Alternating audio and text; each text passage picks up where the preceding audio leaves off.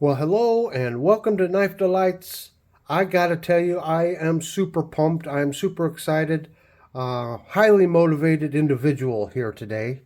We're going to be going over this great three-bladed Forest Master camp knife, scout knife, or utility knife that goes by all three names. And I'm going to go take you through the process of. Whoops, had to readjust my mic there. Okay, take you through the process here on how I'm going to get this one all refurbished, all cleaned up and nice. Yeah, I got a lot of good feedback on how I should do my refurbishment videos, so I'm going to try a format here and see if you like it. Before I get started on the actual knife though, I want to go over some of the supplies that I usually use. So first off is this product called Evapo-Rust by CRC. And many times I'll soak the knife to help remove the rust. It helps eat it away, or it softens it up so you can sand it off or buff it off easier. So sometimes you'll see me using a tub of Evapo-Rust to throw the knife in.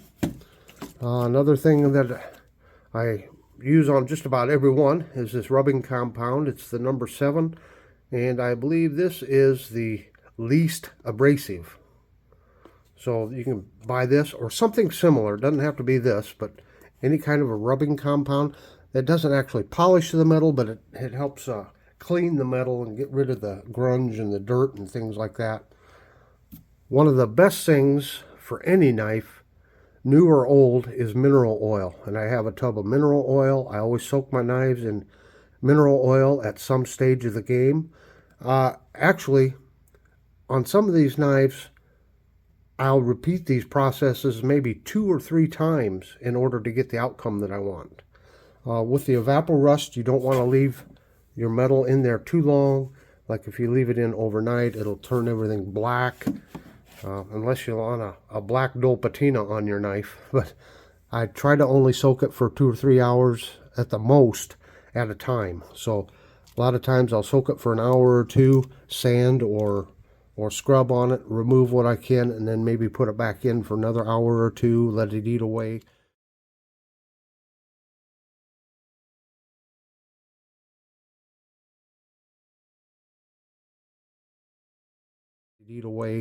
And it's a slow process. The other things that I'm using is I have this Dremel tool. This is the Dremel 3000. And some of the attachments is I have this wire brush, and this is good for cleaning like the tangs. Now you don't want to use this on the blades. You know, if you have a mirror polish blade or something like that, it'll leave terrible scratches in it. So I just use it down here like on the tang stamps. So you'll see me using that. And then there are several different felt pads. Here's one that's conical shaped, and it's a little, what do I want to say, a little more abrasive. It's not quite as soft, and this is good for a lot of initial cleanings. You'll see me use it if the blade is really bad. This will help take things off a little quicker. It's not for buffing, but what's nice is with the little point is when you're getting down in here on the back springs and such, you can really, you know, kind of more precisely get down in there. You don't want your pad to slip off and hit the covers, because you can damage the covers in that. So that one's kind of for you know, hard use and for precision use. And then we have these. Well, here's kind of a more newer one, but you've got this type of wheel. This is very good. I have to be careful that little point sticks out there, but these are very good. Again, on right in here on the tangs, you can get in really good, and it gives a good initial buffing. And then probably the softest of all, what do I got here? Maybe they're all used here, is I use this type of buffing pad. Well, it's a felt pad, but this one, as you can see, is a little bit wider than that one, so it gives you a more even cleaning on it. Of course, I use a lot of these cloth patches. These are just, well, where's my bag of them? You can Just these cleaning patches. You can get them at any sporting goods store, Walmart, wherever. Another thing is I use case paste. I know there's some polishes out there that might be better than this, but this is cheap, economical, and it does a pretty good job, I think. It's about $5 or $6 a tube, so a little bit goes a long way. Okay, so let's get started with this knife here. Now, when I'm in the antique stores and looking at knives, one of the first things I look at is I pull out the main blade. Do we have plenty of meat on that blade? And we do. This one is not worn down. It's scratched up, it's been used, but there's still plenty of blade there. Still a lot of life in this knife. The other thing I like to check is, does that back spring raise up?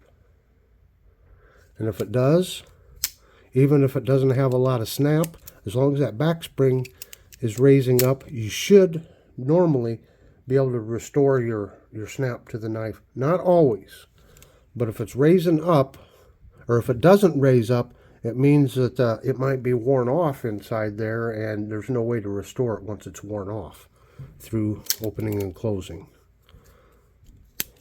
So, having said all that, we're going to get started on cleaning this one up.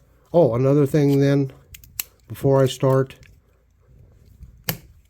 is I try to look down in here, see if there's any excessive dirt, pocket lint, whatever. This one looks pretty clean. At home, if you don't have one, if you don't have an ultrasonic cleaner, at this step here, you might want to start with just soaking this in a little tub of warm water and Dawn dishwashing liquid, and you can kind of scrub in and out, and you can take a toothbrush and try to clean it, and start by just removing the dirt. But I was fortunate to receive a very nice gift from W. He sent me an ultrasonic cleaner, and boy, that has really sped up the process here. So let's get started and let's clean a blade here.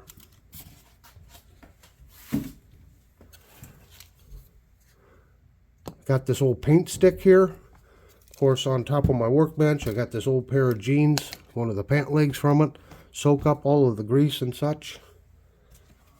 And let me show you here on how you can see the dirt on that tang stamp.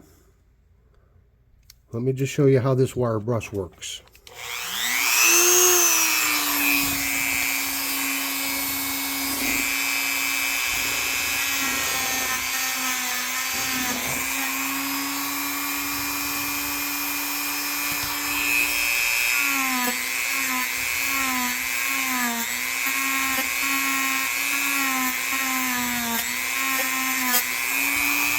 See how it cleaned that up? Cleans that right up. Now you can read it really good, can't you? Colonial, Providence, USA. So I'm going to go around and clean off all of the tangs, and I'll be back. We got the tangs all cleaned off. I thought while I have the wire brush still in the Dremel, I would show you another use. Right down in here, these areas can be very difficult to get to. Now this particular knife construction has the shell covers, and it's pretty deep down in there, and I don't think I can really get my wire brush down in there. But if you have a knife constructed like this, you can get your wire brush right down in there and clean that off. And then when you unfold the knife here,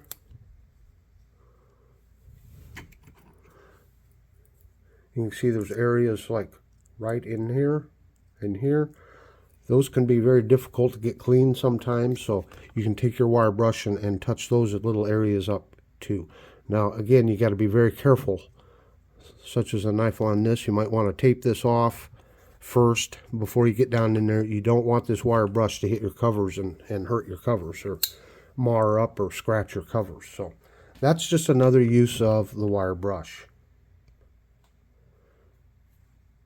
Okay, we're going to change attachments, and we're going to go to this conical pad here.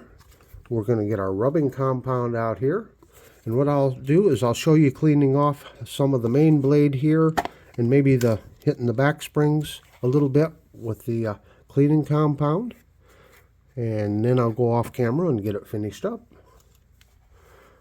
But I want to say it is important to have a little stick like this to rest this on, because it fills that gap in right there. If you do it without a stick, it's going to vibrate around and it's not going to clean evenly. So it's nice to have this support here.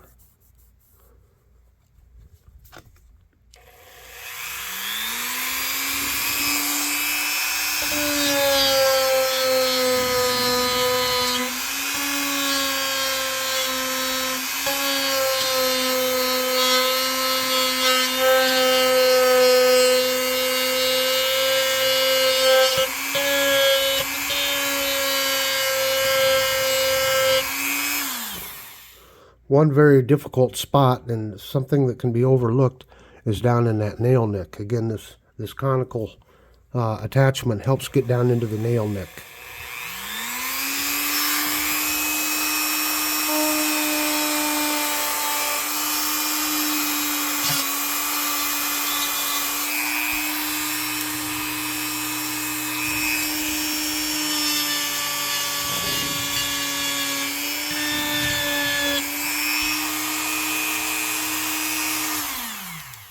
So this is what it looks like with our first pass, and you might have to do this several times. But this blade was not in bad shape, but you can see it's clean. There is no rust at all. Okay, the back springs, while I have the conical attachment there, we're going to touch these back springs up a little bit. They don't look bad at all, do they? Now sometimes on these old knives, you'll see stepping in between the back springs. That's how they were made back then. They weren't always nice and smooth. So again, you got to use this conical thing to get down in there a little better.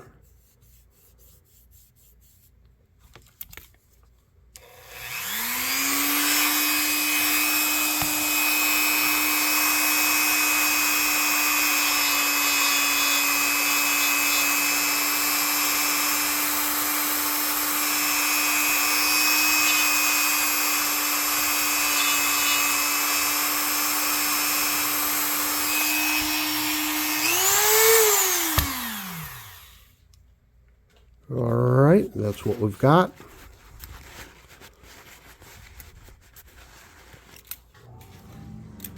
And as you can see, she's cleaned up pretty good. If you get some tough spots, some stuff down in there in between the stepping you can't quite get to with the pad, well, I have several different grits of sandpaper. This is a 600. Again, you can very carefully sometimes get down in here and sand on it just a little bit, and it'll help get down in there and remove some of that. But these back springs are looking pretty good as is. So what I'm going to do is continue on with my Dremel here. Well, no, let me demonstrate the different pads here. So we'll just change this out real quick.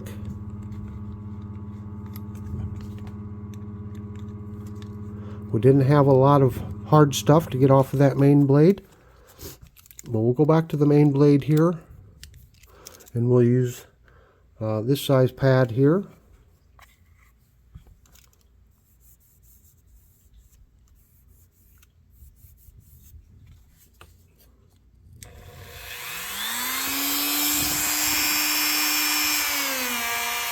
Get down in that nail nick.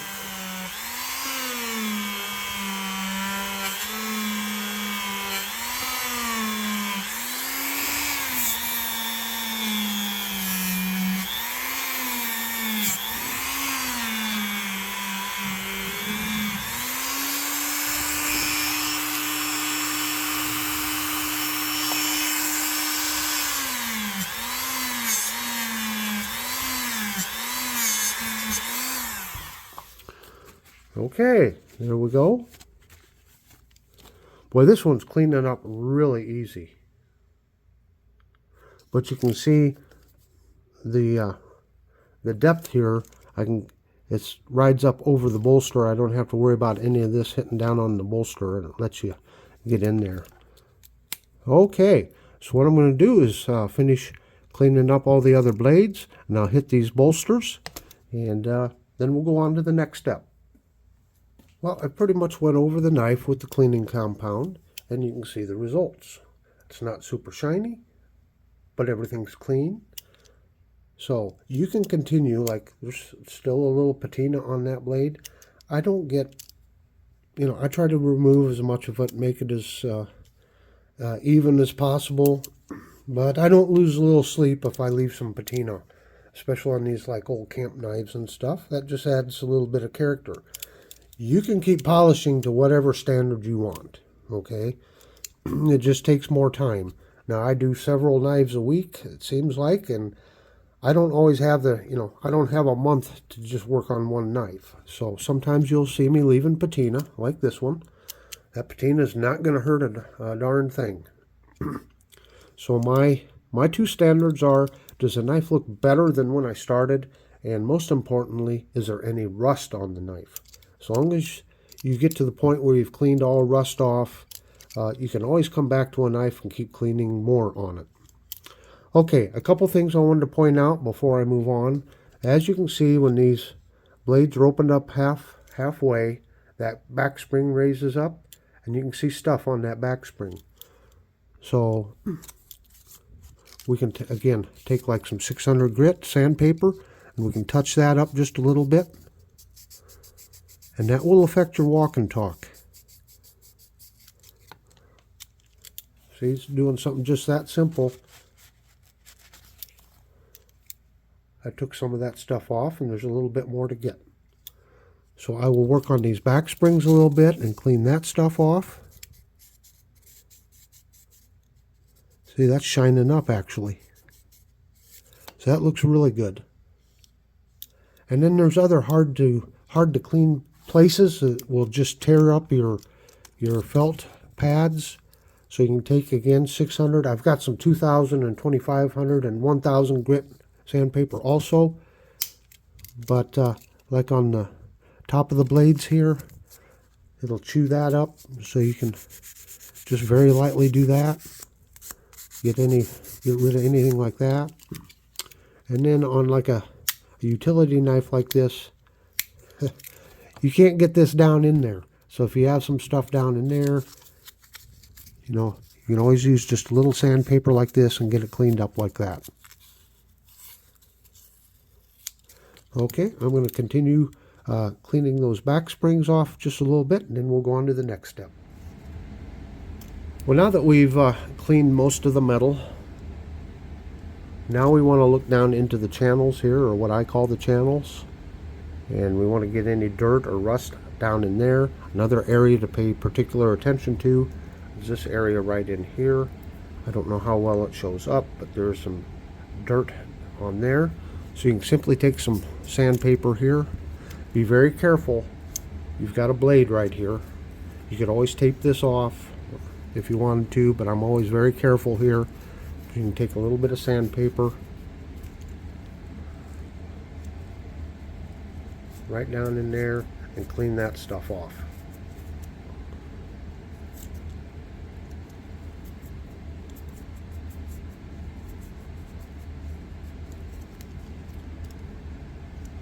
You can also always get like an emery board or like the fingernail files that the ladies use to sand off their fingernails, to get down in here too some.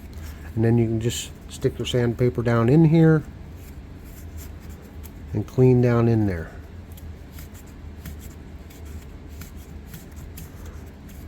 So that's what I'm going to be doing.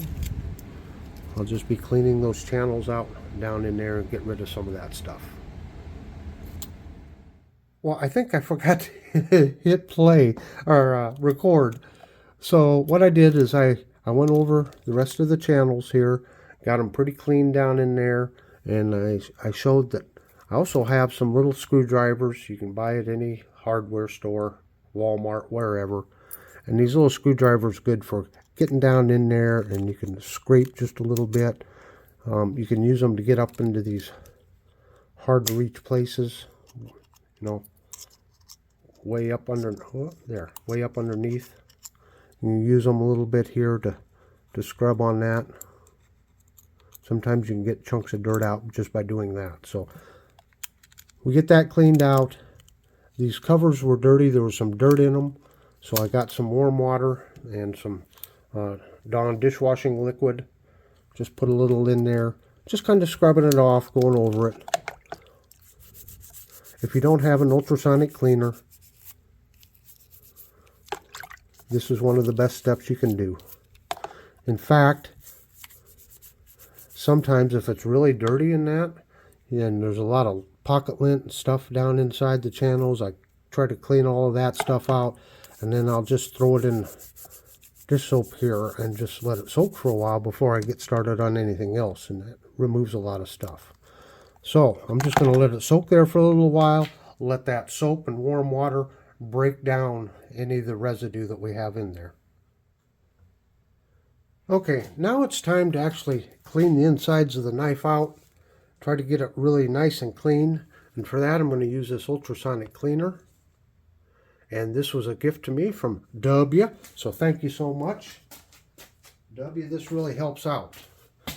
So you can do, I want to say you can do any of these steps in any order that you want to do them. This is just kind of what I've come up with.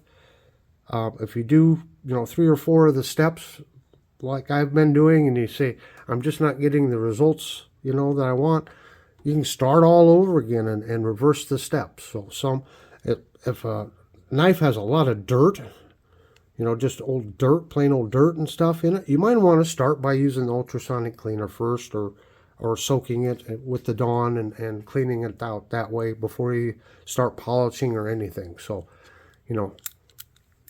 this is just kind of the steps I've developed here. Not saying it's the right order. And sometimes you just got to start over and do all the steps again to get the results you want. So you'll figure out something that works for you. But anyway, we're going to put this in the ultrasonic cleaner. I got hot water in here, a little Dawn dishwashing liquid, and as one viewer suggested, open up your blades here. So as it loosens stuff up, it'll have a tendency to run out just a little bit better. We'll stick that down in there. We'll turn that on, and we're going to let it run for 5 minutes.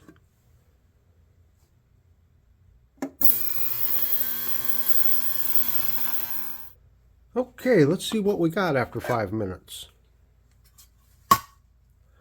Now again, this knife was not in bad shape to begin with, so I don't expect there to be a lot of dirt. But what it does is, all that cleaning compound and everything that I was using, it should get rid of all of that. Any of the little particles from the sanding, should get rid of that.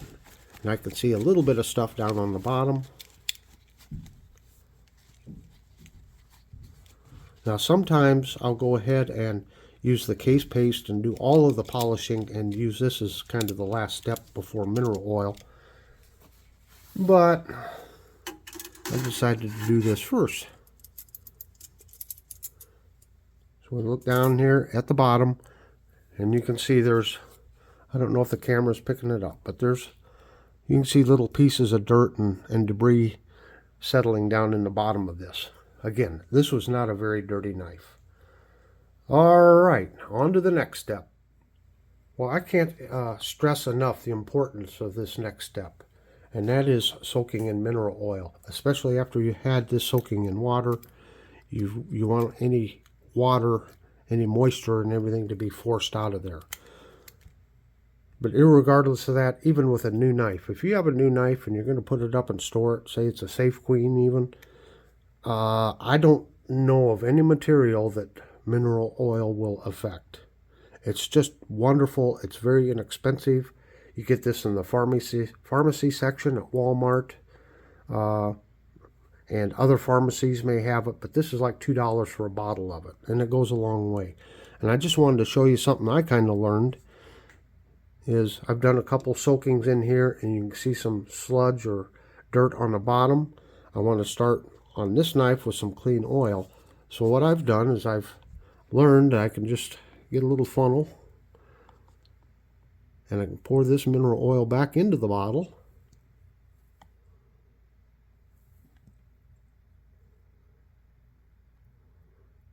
And let it drain out.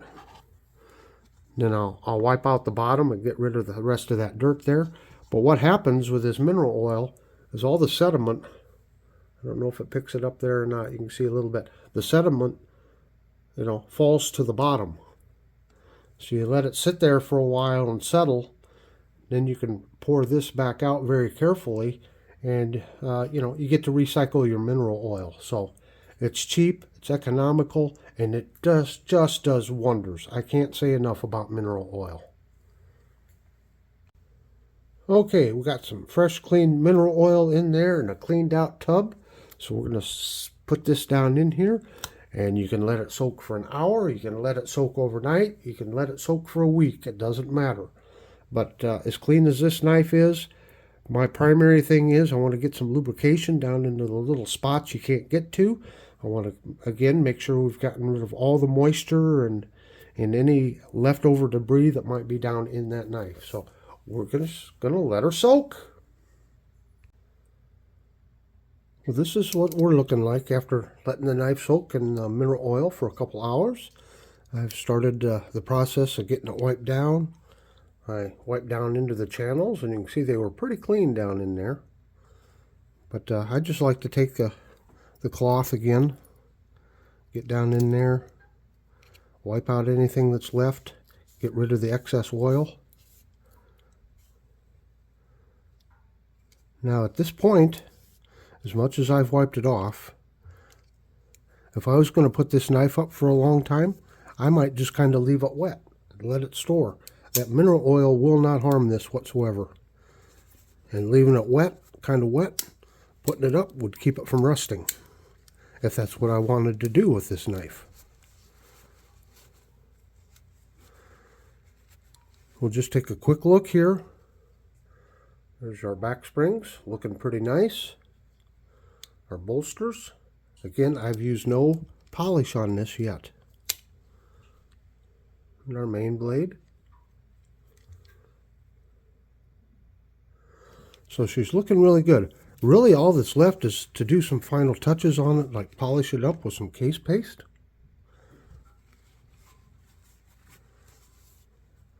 But for those of you who saw the Easter egg, you're going to understand this when I say I'm going to continue the final steps on this one in the next video. I'm going to make this a two-part video because this one's getting to be about 30 minutes long. So that's where I'm going to leave you, and we'll see you in the next video. And again, the Easter egg, I'm excited. So until next time, have a very delightful day.